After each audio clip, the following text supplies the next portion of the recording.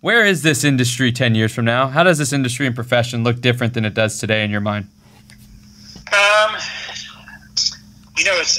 It's hard to say specifically because, where we're at 10 years from now, it's hard for me 10 years ago to say that we would be here. But I think the biggest change that we will see on the short term is how we get compensated. I think there's going to be a major change there and a shift away from the traditional fee-based pricing model. The other, I think, is going to be the drastic change.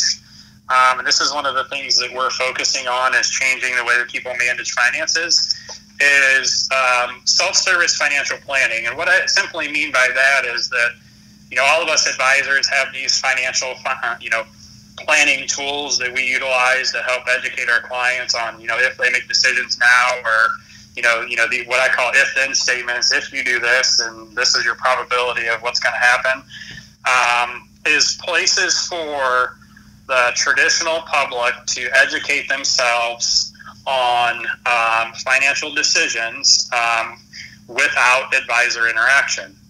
That is kind of customized specifically to what they're doing, interacting with their current financial situation. So it's basically like taking, and I know this is simplifying it very much, but it's basically taking eMoney or Money Guide Pro or something of that nature and kind of paring it down and opening it up to the public as opposed to having to go through a financial advisor from that standpoint. Yes. Something of that nature. Yeah. Yes. I agree. I see that. I mean, I see that trend happening more and more. I think that the fee story, the fee conversation is a real one of how do you, the AUM model has been there for so long that it's going to be hard to break that. But I think that is going to become more and more of a loud conversation over the next 10 years. And to kind of add on that a little bit, I think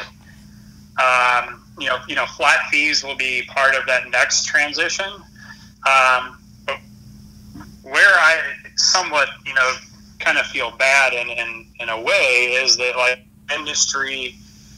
The current revenue model is either catered to high volume number of clients with bad service, or we're dealing with the more affluent, just because the majority of our industry is either getting paid by fees, which is based on the value of assets they manage, or a commission. And a new guy starting out, if he gathers 500 smaller clients, he can't adequately serve those to the level they're being served at. Or should be served at. So I think there's a big gap at the service level from, your smaller clientele to your larger, and that's where I think that self-service planning is really going to come in. Yeah, I think that's the beginning of infiltrating further and further into that question of how do we charge for our services, right? And it's just the nature of the beast, right? I think that it constantly evolves over time, like any other service provider does, and so. It shouldn't lessen the value that advisors provide. So I think, we could talk about that we could go on for another hour easily on that.